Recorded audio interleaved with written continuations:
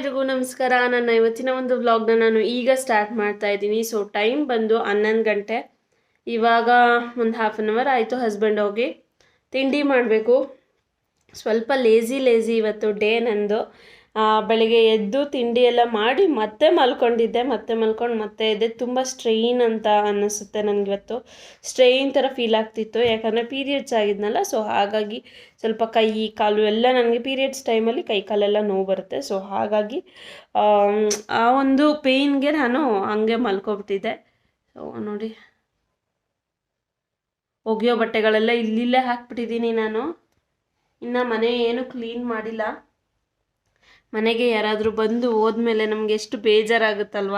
So ನನಗೂ ಅದೇ ರೀತಿ. ಇಷ್ಟು ದಿನ ನಮ್ಮ ಅಮ್ಮ ಇದ್ದರು, ನಿಯರ್ಲಿ ಒಂದು 15 ಡೇಸ್ ಇದ್ದರು. ಸೊ ಪ್ರತಿದಿನ ಬೆಳಿಗ್ಗೆ ಎದ್ದು ಮಾತಾಡ್ಸೋರು, ಇಷ್ಟು ಬೇಗ ಎದ್ದಿದ್ಯಾ, ಹೋಗಿ ಇನ್ನೊಂದ್ಸಲಿ ಮಲ್ಕೋ ಹೋಗು, ಪರವಾಗಿಲ್ಲ, ಅವಳು ಏನಾದ್ರು ಇದ್ದರೆ ನೋಡ್ಕೊತೀನಿ ಹೋಗು ಅನ್ನೋರು. ಕಾಫಿ ಕುಡಿದು ಮಲ್ಕೋ, ಇಲ್ಲ ತಿಂಡಿ ತಿಂದು ಮಲ್ಕೋ ಅಂತ ಎಲ್ಲ ಅನ್ನೋರು. ಸೊ ತುಂಬ ಬೇಜಾರಾಗ್ತಿದೆ. ಓಕೆ, ಈಗ ಬ್ಯಾಕ್ ಟು ರುಟೀನ್ ಅಂತಲೇ ಅನ್ಬೋದು. ನನ್ನ ರುಟೀನ್ಗೆ ನಾನು ಬರಲೇಬೇಕು. ಅದಕ್ಕಿಂತ ಮುಂಚೆ ನಾನು ತಿಂಡಿ ತಿಂದು ನನ್ನ ರುಟೀನ್ನ ಸ್ಟಾರ್ಟ್ ಮಾಡ್ಕೋಬೇಕು. ಇನ್ನು ಏನು ಕೆಲಸ ಮಾಡಿಲ್ಲ. ಮಾರ್ನಿಂಗು ಸ್ವಲ್ಪ ಅದು ಹೊಸ್ಲಿಗೇನು ನಾನು ನೀರು ಹಾಕಲ್ಲ ಈ ಟೈಮಲ್ಲಿ. ನನ್ನ ಮಗನ ಹತ್ರ ಹಾಕಿಸಿದ್ದೆ. ಹೂವು ಒಂದು ಇಟ್ಟಿದ್ದೀನಿ ಅಷ್ಟೇ. ಹೂವು ಇಟ್ಬಿಟ್ಟು ಬಂದೆ. ಅದು ಬಿಟ್ಟು ಇವಾಗ ಫುಲ್ ಮನೆಯೆಲ್ಲ ಕೆಲಸ ಮಾಡಬೇಕು. ಹಾಗೆ ಫಸ್ಟ್ ಟಿಫನ್ ಮಾಡೋಣ. ಟಿಫನ್ ಆದಮೇಲೆ ಏನಿದ್ರು ಕೆಲಸ. ಕರೆಕ್ಟ್ ಇವಾಗ ಟೈಮ್ ಒಂದು 11 o'clock. ನಾನು ನನ್ನ ಮಗಳು ಇಬ್ಬರೇ ಇದ್ದೀವಿ. ನೋಡೋಣ ಏನೇನೆಲ್ಲ ಕೆಲಸ ಆಗುತ್ತೆ ನಿಮ್ಮ ಜೊತೆ ಶೇರ್ ಮಾಡ್ಕೋತೀನಿ. ಇವತ್ತೊಂದು ಏನು ಕ್ಲೀನಿಂಗ್ ಅಲ್ಲ, ಇಲ್ಲಿ ಮನೆ ಒಂದು ಕ್ಲೀನ್ ಆದರೆ ಸಾಕಾಗ್ಬಿಟ್ಟಿದೆ. ಆ ಥರ ಆಗಿಬಿಟ್ಟಿದೆ. ನೋಡಿ ಇಲ್ಲಿ ಮಗಳು ಲಕ್ಷ್ಯ. Hi hi say hi hi ಮಾಡಿ. ಸೊ ನಾನು ನನ್ನ ಮಗಳು ಇಬ್ಬರೇ. ದಿನ ಹೇಗೆ ಹೋಗುತ್ತೆ ಅನ್ನೋದನ್ನ ಹೇಳ್ತೀನಿ. ಹಾಗೆ ನೀವು ಇನ್ನೂ ಯಾರು ನನ್ನ ಚಾನಲ್ನ ಸಬ್ಸ್ಕ್ರೈಬ್ ಆಗದೆ ನೋಡ್ತಾ ಇದ್ದರೆ ದಯವಿಟ್ಟು ಸಬ್ಸ್ಕ್ರೈಬ್ ಆಗಿ, ಪಕ್ಕದಲ್ಲೇ ಕಾಣುವಂತಹ ಬೆಲ್ ಬಟನ್ ಮೇಲೆ ಕ್ಲಿಕ್ ಮಾಡಿ ಅಂತ ಹೇಳ್ತಾ, ಲೈಕ್ ಮಾಡಿ, ಶೇರ್ ಮಾಡಿ, ಕಮೆಂಟ್ ಮೂಲಕ ನಿಮ್ಮ ಅಭಿಪ್ರಾಯಗಳನ್ನ ತಿಳಿಸಿ ಅಂತ ಹೇಳ್ತಾ ವ್ಲಾಗ್ನ ಕಂಟಿನ್ಯೂ ಮಾಡ್ತೀನಿ. ನೋಡಿ, ಇವತ್ತು ಟಿಫನ್ ಬಂದು ವೆಜಿಟೇಬಲ್ ಪಲಾವು ಜೊತೆಗೆ ಅವರೆಕಾಳೆಲ್ಲ ಹಾಕ್ಬಿಟ್ಟು ಮಾಡಿದ್ದೆ. ಹಾಗೆ ಕರ್ಜಿಕಾಯಿ, ನಾನು ಮಾಡಿದ್ದಂತಹ ಕರ್ಜಿಕಾಯಿ ಲಾಸ್ಟ್ ಒಂದೇ ಒಂದಿತ್ತು. ಸೊ ಹಾಗಾಗಿ ಅದನ್ನ ಹಾಕ್ಕೊಂಡು ಟಿಫನ್ ಜೊತೆ ಮಾಡ್ತಾಯಿದ್ದೀನಿ. ಸೊ ಯಾರೂ ಇಲ್ಲ ಮನೇಲಿ, ನಾನು ಮಗಳು ಇಬ್ಬರೇ. ಸೊ ಸ್ವಲ್ಪ ಬೇಜಾರಾಯಿತು ಅಥವಾ ಹ್ಯಾಪಿ ಆಯಿತು, ಏನೇ ಆದರೂ ಅಷ್ಟೇ. ನನ್ನ ಮಗಳ ಜೊತೆ ನಾನು ಈ ರೀತಿಯಾಗಿ ಸ್ವಲ್ಪ ಹೊತ್ತು ಆಟಾಡಿದ್ರೆ ಎಲ್ಲ ಮರ್ತೋಗ್ಬಿಡುತ್ತೆ. ಅದೇ ಮಗನ ಜೊತೆ ಆದರೆ ಮಾಡೋಕ್ಕಾಗಲ್ಲ. ಯಾಕೆ ಅಂದರೆ ಅವನೇನು ನಾನೇನು ಮಾಡ್ತೀನಿ ಅದನ್ನು ಅವ್ನು ಮಾಡಲ್ಲ. ಮೀನ್ಸ್ ಇವಳು ನಮ್ಮ ಮುದ್ದಾಡೋದು, ಏನೇ ಹತ್ರ ಸಮಾಧಾನ ಮಾಡೋದು, ಏನೇ ಮಾಡಿದ್ರು ಇವಳು ನನಗೆ ಮಾಡ್ತಾಳೆ. ಆದರೆ ಅವನು ಆ ಥರ ಮಾಡಲ್ಲ. ಅಳ್ತಾ ಇದೆಯಾ, ಯಾಕೆ ಅಳ್ತೀಯಾ ಅಂತಾನೆ, ಕಣ್ಣೇನಾರು ಇದ್ದರೆ ಒರೆಸ್ತಾನೆ, ಸುಮ್ಮನೆ ಹೋಗ್ಬಿಡ್ತಾನೆ. ಬಟ್ ಇವಳು ಆ ಥರ ಅಲ್ಲ. ಮುದ್ದಾಡೋದು, ಆಮೇಲೆ ಕಣ್ಣು ಒರೆಸೋದು, ತಪ್ಕೊಳ್ಳೋದು ಎಲ್ಲ ಮಾಡ್ತಾಳೆ. ಹೆಣ್ಮಕ್ಳೇ ಅಷ್ಟು ಅನಿಸುತ್ತೆ. ಒಂದು ಸಲ ಇವಳು ಏನಾರು ಒಂದು ಹಗ್ಗ ಕೊಟ್ಟರೆ ತುಂಬ ಖುಷಿಯಾಗುತ್ತೆ, ನನಗೊಂಥರ ಸಮಾಧಾನ ಆಗುತ್ತೆ. ಅದೇ ನನ್ನ ಮಗ ಖುಷಿಯಲ್ಲಿದ್ದಾಗ ಆಗಲಿ, ದುಃಖದಲ್ಲಿದ್ದಾಗ ಆಗಲಿ ಬಂದು ಪಕ್ಕ ಕೂತ್ಕೊಂಡು ಯಾಕೆ ಅಳ್ತಿದ್ಯಾ, ಏನಾಯಿತು ಅಂತಾನೆ ಅಷ್ಟೇ. ಇವಳಷ್ಟು ಕ್ಲೋಸಾಗಿ ಅವ್ನು ಮೂವ್ ಮಾಡಲ್ಲ. ಗೊತ್ತೇ ಇದೆ ಅಲ್ವಾ. ಕೆಲಸ ಶುರು ಮಾಡೋಕ್ಕಿಂತ ಮುಂಚೆ ಸಾಂಗ್ಸ್ನ ಪ್ಲೇ ಮಾಡೇ ನಾನು ಆಮೇಲೆ ಕೆಲಸ ಮಾಡೋಕ್ಕೆ ಸ್ಟಾರ್ಟ್ ಮಾಡ್ತೀನಿ. ಅದೇ ರೀತಿಯಾಗಿ ಸಾಂಗ್ಸ್ನ ಪ್ಲೇ ಮಾಡ್ಕೋತಾ ಇದ್ದೀನಿ ಇನ್ನೊಂದು ಫೋನಲ್ಲಿ. ಸೊ ಅದಾದಮೇಲೆ ಒಂದ್ಸಲಿ ಕೂದಲು ನೆತ್ತು ಕಟ್ಟಿದ್ರೆ ಇದು ಮತ್ತೆ ನನಗೆ ಕೆಳಗಿಳಿಯೋದೆ ಸ್ನಾನ ಮಾಡಬೇಕಾದ್ರೆ. ಸೊ ನೀವೆಲ್ಲರೂ ಹೀಗೇನಾ ಮಾಡೋದು ಅಂತ ಹೇಳಿ. ಕೆಲವ್ರ ಮನೆ ಒಬ್ಬೊಬ್ರು ಮನೆ ಒಂದೊಂದು ಥರ ಮಾಡ್ತಾರೆ. ಇವಾಗ ಒಂದೊಂದು ಸಲ ಜಡೆನ ಹಾಕ್ಕೊಂಡು ಬಿಡ್ತಾರೆ, ಇನ್ನೊಂದೊಂದು ಸಲ ಆಯಿಲಿಂಗ್ ಮಾಡಿ ಕೆಲಸಗಳನ್ನ ಶುರು ಮಾಡ್ತಾರೆ.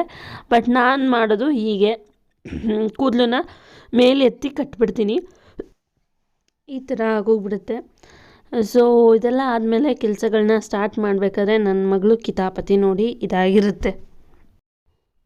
ನಾನು ಒಂದು ಕಡೆಯಿಂದ ಜೋಡಿಸ್ಕೊಬರ್ತೀನಿ, ಅವಳು ಒಂದು ಕಡೆಯಿಂದ ಕಿತಾಪತಿ ಮಾಡಿಕೊಂಡು ಬರ್ತಾ ಇರ್ತಾಳೆ.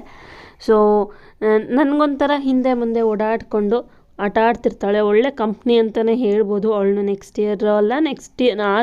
ಇಯರು ಆ್ಯಕ್ಚುಲಿ 2 years ಫಿಲ್ ಆಗುತ್ತೆ ಅಷ್ಟೇ ಅವಳಿಗೆ. ನೆಕ್ಸ್ಟ್ ಇಯರ್ ಹಾಕೋಕ್ಕಾಗಲ್ಲ, ಅದಾದಮೇಲೆ ಹಾಕ್ತೀವಿ. ಮನೇಲಂತೂ ಇಟ್ಕೊಳ್ಳಲ್ಲ ಇಬ್ಬರೂ, ಯಾಕೆ ಅಂದರೆ ಇಬ್ಬರೂ ಗಲಾಟೆ ಜಾಸ್ತಿ, ಅದಕ್ಕೋಸ್ಕರ. ಸೊ ಬಟ್ಟೆ ಎಲ್ಲ ಮಡ್ಚಾಯಿತು. ಒಂಥರ ಈಗ ನಮ್ಮಮ್ಮ ಹೋದ್ಮೇಲೆ ಇವಳೇ ನಮ್ಮಮ್ಮ ಆಗಿಬಿಟ್ಟಿದ್ದಾಳೆ.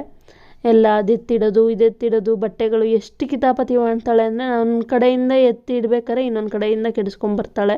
ಒಂದು ಕಡೆ ಕೂತ್ಕೊಂಡ್ರೆ ಬಂದು ಪಕ್ಕ ಕೂತ್ಕೊಳ್ಳೋದು, ಆ ಥರ ಎಲ್ಲ ಮಾಡ್ತಾಳೆ. ನಮ್ಮಮ್ಮ ಹೋದ್ಮೇಲೆ ಒಂಥರ ನನ್ನ ಮಗಳೇ ನನಗೆ ಅಮ್ಮ ಆಗಿಬಿಟ್ಟಿದ್ದಾಳೆ ಆ ಥರ. ಸೊ ಆಮೇಲೆ ನಮ್ಮಮ್ಮ ಯಾವ್ಯಾವ ಟೈಮಿಗೆ ಬಿಸಿನೀರು ಕೊಡ್ತಿದ್ದೆ ಆ ಟೈಮಿಗೆ ಬಂದು ನೀರು ಕೇಳೋದು, ಊಟ ಕೇಳೋದು, ಹಂಗೆಲ್ಲ ಮಾಡ್ತಿದ್ದಾಳೆ ಇವಾಗ ನಮ್ಮಮ್ಮ ಹೋದ್ಮೇಲೆ. ಸೊ ಇದೆಲ್ಲ ಆದಮೇಲೆ ಹಾಲೆಲ್ಲ ಕ್ಲೀನ್ ಆಯಿತು. ಹಾಲೆಲ್ಲ ಕ್ಲೀನ್ ಆದಮೇಲೆ ಒಂದ್ಸಲ ಡಸ್ಟಿಂಗ್ ಮಾಡ್ಕೊಬಂದ್ಬಿಡ್ತೀನಿ. ನಾನು ಒಂದ್ಸಲ ಸಾಮಾನೆಲ್ಲ ಎತ್ತಿಟ್ಟು ಆಮೇಲೆ ಡಸ್ಟಿಂಗ್ ಮಾಡೋದು, ಆಮೇಲೆ ಮಾಪ್ ಮಾಡೋದು. ಸೊ ಸ್ವಲ್ಪ ಗಲೀಜಾಗೇ ಇರುತ್ತೆ, ಯಾಕಂದರೆ ಮಗನಿಗೆ ಕ್ರಾಫ್ಟ್ ವರ್ಕು ಹಾಗೆ ಪ್ರಾಜೆಕ್ಟ್ ವರ್ಕ್ಸು ಎಲ್ಲ ಇತ್ತು. ಸೊ ಹಾಗಾಗಿ ಪೇಪರ್ ಕಟ್ಟಿಂಗ್ಸ್ ಎಲ್ಲ ಮಾಡಿದ್ದು ಇತ್ತು. ನೈಟ್ ಟೈಮು ನಾನು ಒಂದ್ಸಲ ಕಸ ಗುಡಿಸಿರ್ತೀನಿ ಜಾಸ್ತಿ ಡಸ್ಟ್ ಇದ್ದಾಗ, ಇಲ್ಲ ಅಂದರೆ ಹಂಗೆ ಬಿಟ್ಬಿಟ್ಟಿರ್ತೀನಿ. ಅದಾದಮೇಲೆ ಮ್ಯಾಟೆಲ್ಲ ನಾನು ವೀಕ್ಲಿ ಒನ್ಸ್ ಅಥವಾ ಟ್ವೈಸ್ ಅಷ್ಟೇ ನಾನು ಎತ್ತೋದು, ಯಾವಾಗಲೂ ಎತ್ತೋಕ್ಕಾಗಲ್ಲ, ತುಂಬ ವೆಯ್ಟ್ ಇರುತ್ತೆ. ಅದಾದ ಶಟಲ್ದು ಬ್ಯಾಗ್ಸು, ಆಮೇಲೆ ನ್ಯಾಪ್ಕಿನ್ಸು ಏನೇನಿರುತ್ತೆ ಅದೆಲ್ಲ ಒಗೆಯೋ ಅಂಥದ್ದು ಎಲ್ಲ ಸಪ್ರೇಟ್ ಮಾಡಿಬಿಟ್ಟು ಬ್ಯಾಗ್ನೆಲ್ಲ ಎತ್ತಿಡ್ತೀನಿ. ಹಾಗೆ ಬೈಕ್ಸ್ ಕೀಗಳು ಅದೆಲ್ಲ ಸಪ್ರೇಟ್ ಮಾಡಿ ಎತ್ತಿಡ್ತೀನಿ. ಹಾಗೆ ಬಟ್ಟೆಗಳು ಯಾವ್ದಾದ್ರು ಮಡ್ಚೋದಿದ್ರೆ, ಇವತ್ತು ಫುಲ್ ಟಯರ್ಡಾಗಿ ಫೀಲ್ ಆಗ್ತಾಯಿತ್ತು. ಒಂದು ಸ್ವಲ್ಪ ಕೆಲಸ ಮಾಡೋಕ್ಕೂ ಆಗ್ತಿರ್ಲಿಲ್ಲ. ಬಟ್ ಮಕ್ಕಳು ಇದ್ದಿದ್ದರಿಂದ ಮನೆ ಕ್ಲೀನಾಗಿ ಇರಬೇಕು ಅನ್ನೋ ಒಂದು ಕಾರಣಕ್ಕೆ ಸ್ವಲ್ಪ ಹಾಗೆ ಹೀಗೆ ಮೇಲೆ ನಾನು ಕ್ಲೀನ್ ಮಾಡಿಕೊಂಡೆ. ಹಾಗೆ ಬಿಡಬಾರ್ದು, ಮಕ್ಕಳಿಗೆ ಡಸ್ಟ್ ಅಲರ್ಜಿ ಏನಾದರೂ ಆಗುತ್ತೆ ಅಂತ. ಬಟ್ ಸೀರಿಯಸ್ಲಿ ನನಗೇನೂ ಕೆಲಸ ಮಾಡೋಕ್ಕೆ ಆಗ್ತಿರಲ್ಲ. Periods first and second day ಅಷ್ಟು ಒಂಥರ ಟಯರ್ಡ್ ಫೀಲ್ ಆಗ್ತಾಯಿತ್ತು. ಸೊ ನಿಮಗೂ ಹೀಗೇನಾ period first day second day ಏನು ಅನ್ನಿಸ್ತಿರುತ್ತೆ ಅದನ್ನ ಹೇಳಿ. ಹಾಗೆ ಅಣ್ಣ ತಂಗಿ ಇಬ್ಬರೂ ಈ ರೂಮಲ್ಲಿ ತುಂಬ ಗಲೀಜು ಮಾಡಿಬಿಟ್ಟಿದ್ರು. ನಿನ್ನೆ ಈವ್ನಿಂಗ್ ಆಟಾಡ್ತಾ ಇಲ್ಲಿ ಫುಲ್ ಬೆಡ್ ಸ್ಪ್ರೆಡ್ ಎಲ್ಲ ತೆಗಿಯೋದು ಎಲ್ಲ ಮಾಡಿಬಿಟ್ಟಿದ್ರು. ಆಮೇಲೆ ಒಗ್ದಿರೋ ಬಟ್ಟೆನೆಲ್ಲ ಒಂದು ಕಡೆ ಹಾಕ್ಬಿಡ್ತಾನೆ ಅವನು. ಆಮೇಲೆ ನೀಟಾಗಿ ಬೆಡ್ ಮೇಲೆಲ್ಲ ಆಟ ಆಡಿಕೊಂಡು ಎಲ್ಲ ಹರವ್ಬಿಟ್ಟಿರ್ತಾನೆ. ಸೊ ಅದೇ ಆಗಿರೋದು ನಮ್ಮ ಮನೇಲೂ ಇವಾಗ. ಬೆಡ್ ಸ್ಪ್ರೆಡ್ ಎಲ್ಲ ಹೇಗೇಗೋ ಆಗಿದೆ. ಹಾಗೆ ಬಟ್ಟೆ ಒಗೆದೇ ಇಲ್ಲದೆ ಇರೋದೆಲ್ಲ ಮಿಕ್ಸ್ ಮಾಡಿಬಿಟ್ಟಿರ್ತಾನೆ ಅವನು ಮಗ. ಹಾಗೆ ನನ್ನ ಮಗಳು ನೋಡಿ ಒಂದೊಂದೇ ತಂದು ಕೊಡ್ತಾ ಇದ್ದಾಳೆ. ನನ್ನ ಕೊಡು ಅಂತಿದ್ದಾಳೆ. ಅವಳು ನೆನ್ನೆ ಹಾಕೊಂಡು ಹೋಗಿದ್ಲಿದ್ದು ನಾವು ವಾಕ್ ಹೋಗ್ಬೇಕಾದ್ರೆ. ಸೊ ಅದನ್ನು ಕೊಡು ಅಂತ ಅಂದ್ಬಿಟ್ಟು ನೋಡ್ತಾ ಇದ್ದಾಳೆ. ಅಲ್ಲೊಂದು ಡಾಲ್ ಇದೆ ಅದರಲ್ಲಿ, ಅದನ್ನು ಮುದ್ದಾಡ್ತಾ ಇದ್ದಾಳೆ. ಸೊ ಹೀಗೆ ದಿನ ಕಳೆದು ಹೋಗ್ಬಿಡುತ್ತೆ. ಅಷ್ಟೊತ್ತಿಗೆ ಅವನು ಬರ್ತಾನೆ ಒಂದು 3 ಗಂಟೆ ಅಷ್ಟರಲ್ಲಿ. 2 ಗಂಟೆಗೆ ಇವಳನ್ನ ಮಲಗಿಸ್ಬಿಟ್ಟು ಅವನನ್ನು ಕರ್ಕೊಬರೋಕ್ಕೆ ಹೋಗ್ತೀನಿ. ಸೊ ಹೇಗೋ ಟೈಮ್ ಕಳೆದುಬಿಡುತ್ತೆ. ಟೈಮ್ ಏನು ಕಳಿಯೋಕ್ಕೆ ಬೋರ್ ಆಗೋಲ್ಲ, ಕೆಲಸಗಳೇ ಜಾಸ್ತಿ ನನಗೆ ಆ ಥರ. ಅದರಲ್ಲಿ ಜೊತೆಗೆ ಆಫೀಸ್ ಕೆಲಸ ಸ್ವಲ್ಪ ಕಮ್ಮಿ ಮಾಡಿದ್ದೀನಿ. ನನಗೆ ಸ್ಟ್ರೆಸ್ ಜಾಸ್ತಿಯಾಗಿ ತಲೆನೋವು ಆ ಥರ ಎಲ್ಲ ಬರ್ತಾಯಿತ್ತು ಲಾಸ್ಟ್ ವೀಕೆಲ್ಲ. ಸೊ ನೀವೆಲ್ಲ ಅಬ್ಸರ್ವ್ ಮಾಡಿರ್ಬೋದು, ಒಂದು 2-3 ದಿನ ನಾನು ವ್ಲಾಗ್ನ ಹಾಕಿಲ್ಲ ನಮ್ಮಮ್ಮ ಇದ್ದಾಗೇ. ಸೊ ಯಾಕೆ ಅಂದರೆ ಇದೆ ಸ್ಟ್ರೆಸ್ ಜಾಸ್ತಿ ಆದರೆ ನಂಗೆ ತಲೆನೋವು ಜಾಸ್ತಿಯಾಗಿ ನಾನು ಒಂದು 2-3 ಡೇಸ್ ಫುಲ್ ಕಂಪ್ಲೀಟ್ ರೆಸ್ಟ್ ತೊಗೊಂಬಿಡ್ಬೇಕು ಅನ್ನಿಸ್ಬಿಡುತ್ತೆ, ಆ ಥರ ಆಗಿಬಿಡುತ್ತೆ. ಸೊ ಪ್ರಾಣಾಯಾಮ ಎಲ್ಲ ಮಾಡ್ತಾಯಿದ್ದೆ. ಇವಾಗ 1 ವೀಕಿಂದ ಎಲ್ಲ ಬಿಟ್ಬಿಟ್ಟಿದ್ದೀನಿ. ಕೋಲ್ಡ್ ವೆದರು, ಕಂಟಿನ್ಯೂಸ್ ರೈನು ಎಲ್ಲ ಇತ್ತಲ್ಲ, ಫುಲ್ ಕೋಲ್ಡ್ ಆಗಿಬಿಡುತ್ತೆ. ಎದ್ದೊಳೋದೆ ಅವನಿಗೆ ಟಿಫನ್ ಮಾಡೋಕ್ಕೆ ಹೇಳ್ತಿರೋದೆ ನಾನು 6:30. ಫಸ್ಟ್ 6 ಗಂಟೆಗೆ ಹೇಳ್ತಿದ್ದೆ. 6 ಗಂಟೆಗೆ ಎದ್ದು ಎಲ್ಲ ಪ್ರಾಣಾಯಾಮ ಯೋಗ ಎಲ್ಲ ಮಾಡಿಬಿಟ್ಟು ನಾನು 6:30ಇಂದ ಮಾಡ್ತಿದ್ದೆ. ಬಟ್ ಇವಾಗ ಆಗ್ತಾನೇ ಇಲ್ಲ. 6:30 6:45ಗೆ ಅವನಿಗೆ ಎದ್ದು ನಾನು ಟಿಫನ್ ಮಾಡಿ ಕಳಿಸೋ ಅಷ್ಟೊತ್ತಿಗೆ ಸಾಕಾಗ್ಬಿಟ್ಟಿರುತ್ತೆ. ಮತ್ತೆ ಮಲ್ಕೋಬೇಕು ಅನಿಸುತ್ತೆ. ಬಟ್ ಆಫೀಸ್ ಕೆಲಸ ಸ್ವಲ್ಪ ಬೆಳಿಗ್ಗೆ ಅವಳು ಮಲಗಿದ್ದಾಗೆ ಮಾಡಿಬಿಟ್ರೆ ಈವ್ನಿಂಗು ಆಫ್ಟರ್ನೂನೆಲ್ಲ ಸ್ವಲ್ಪ ಫ್ರೀಯಾಗಿರ್ಬೋದು, ವಿಡಿಯೋ ಅಪ್ಲೋಡ್ ಏನಾದ್ರು ಮಾಡ್ಬೋದು. ಹಾಗೆ ಮನಿ ಸೇವಿಂಗ್ ಟಿಪ್ನ ತುಂಬ ಇಷ್ಟಪಡ್ತಾ ಇದ್ದೀರಾ. ಸೊ ತುಂಬ ಜನ ರಿಕ್ವೆಸ್ಟ್ ಮಾಡಿ ಕೇಳ್ತಾ ಇದ್ದೀರಾ. ಸೊ ಅವ್ರದ್ದೆಲ್ಲ ನಾನು ಹಾಕಲೇಬೇಕಲ್ಲ, ಅದಕ್ಕೋಸ್ಕರ ಕಂಟೆಂಟ್ ಕ್ರಿಯೇಟ್ ಮಾಡಿ ಅದ್ರ ಬಗ್ಗೆ ಡೀಟೇಲ್ಸ್ ಎಲ್ಲ ಕಲೆಕ್ಟ್ ಮಾಡೋಕ್ಕೆ ಟೈಮ್ ಆಗುತ್ತೆ, ಮಧ್ಯಾಹ್ನ ಈವ್ನಿಂಗು ಅಂತ ಅಂದ್ಬಿಟ್ಟು ನಾನು ಮಾರ್ನಿಂಗೇ ಆಫೀಸ್ ಕೆಲಸ ಮುಗಿಸ್ಕೊತಾ ಇದ್ದೀನಿ ಇತ್ತೀಚೆಗೆ. ಸೊ ಇವತ್ತಿನ ವ್ಲಾಗು ಕೂಡ ಸ್ವಲ್ಪ ಲೇಟ್ ಬರ್ಬೋದು.